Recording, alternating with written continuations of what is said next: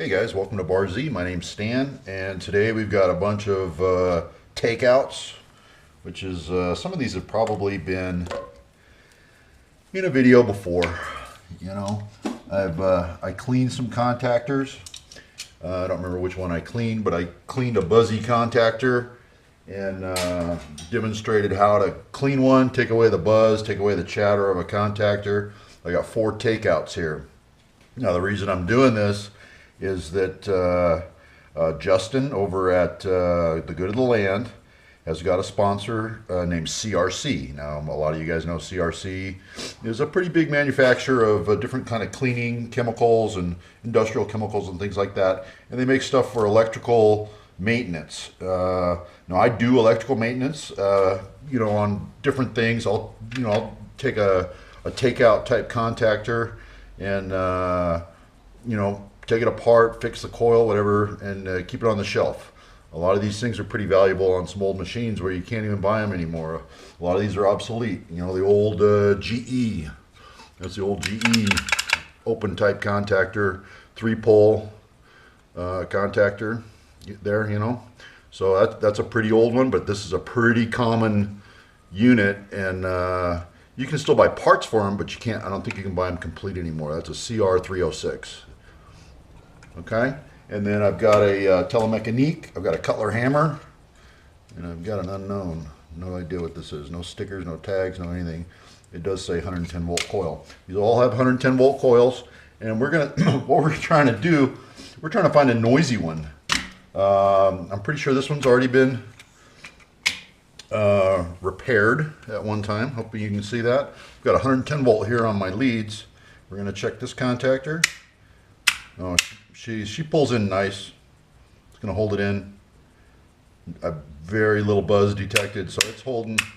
The contactor is the magnet is holding good on this one. I can send it to him anyways. It needs a cleanup. It's pretty dirty, and the contacts inside probably need to be looked at. So these are super easy to take apart. They've got a spring-loaded here and here. You just spring load that off of there, spring load that off of there, then the magnet and the coil all come out like that, exposing the contacts. Now there's your contacts right there. They are pretty bad. The contacts themselves are bad, but the magnet portion is pretty good. So that's the way these come apart. Pretty simple. And he can play with that till his heart's content. Don't really care. I've got another, that's a 3-pole. Here's a little 2-pole contactor. I think it's a little 20 ampere. See what it sounds like. Like I say, this is an unknown here. And that holds good too. Boy, when you need a good one, you never find them. You go out in the field and you get all these buzzy, chattery, noisy contactors. And then you take out an old roach like this and it works perfect. Go figure. Anyways, I'll send that to him anyways. He can take it apart and clean it. Let's see what we got here. There's a Cutler hammer. Let's see what this one sounds like. Our coil on this one is up here on top. So these 2 terminals are the coil. Make sure these wires aren't going anywhere. I'm going to get hit. All right, I'm good. Let's put a little juice to that. Cycle's good. Holds nice. No buzz. No chatter. I've got a solid 120 volt here on these leads, and they are being put down on a rubber mat, and they are the protected type leads with the spring-loaded sleeves. Anyways, that's a pretty nice Cutler hammer, but pretty buzzy. We can find one that's buzzy here. Maybe we'll get lucky on this one. This is a Telemechanique size 3/4 starter with an overload block. And these are pretty easy to take apart. These got stainless steel rings here and here. You just kind of, after you remove the contact, you pop these open and the whole thing clamshells in half. So not too bad to get to the contacts and the coil. That's how you get to this coil to change it. And let's heat this coil up and see what, we're still looking for buzzy and we haven't found one yet. Oh, wow, that's a, all right. There's a chattering contactor. That doesn't sound good. So he gets this one for sure. And he's going to try to make that go away. He's going to show you how to clean contacts, and he's going to show you how to clean up the laminate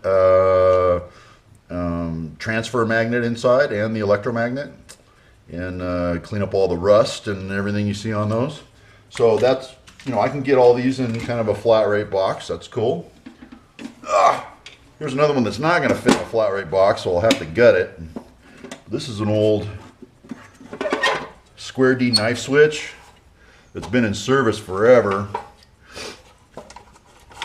You know, and all you clean on these are the knives. There's a knife that stabs into a receptacle, a spring-loaded kind of a V thing. They're supposed to be self-cleaning, but if they get cycled a lot, you know, the knives wear out, the knives get corroded, they don't make good contact.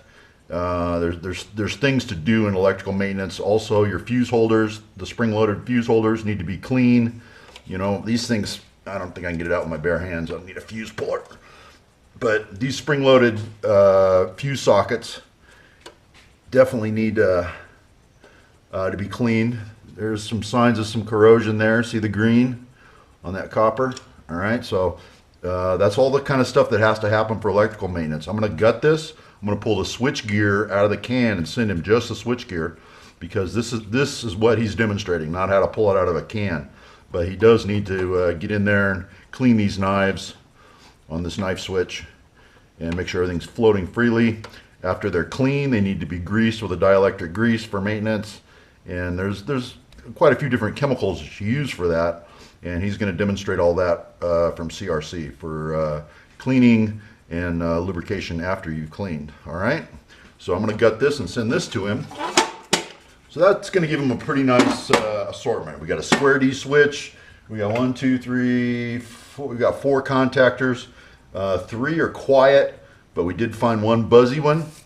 In addition to that, I already have a set of these, but I actually picked these up in a yard sale. I'm going to send him this kind of an antique set of trammel points. This trammel point is adjustable, so you can adjust your zero here. The points are decent. They're a little rusty. He likes cleaning stuff up. Looks like someone already went and started cleaning this guy here. But a set of trammel points is wonderful for making large compass circles and things like that. So I'm going to send him a set of trammel points just in case he doesn't have any. Here's another yard sale find. This monstrosity, that thing's got to be a 1/4 inch thick, and the handle's kind of busted on it. But what was kind of cool about it is it says, right there it says USMC Chantilly, New York. I don't know that you can even see that. But this was probably a World War II vintage trench knife. You know, it's got some nice weight to it. It's nice and thick. I'm sure it's made out of a decent carbon steel. He might be able to reforge it and maybe keep the USMC or play with that a little bit. But that's going to be the highlight of his day. And this will barely fit in that flat rate box. So I'm going to pack all this stuff up, send it off to Justin, and let him play with it. And maybe he'll get a tetanus shot before he starts playing with that. That thing's pretty rusty. All right, guys. Thanks for watching. I'm going to pass it off to you, Justin.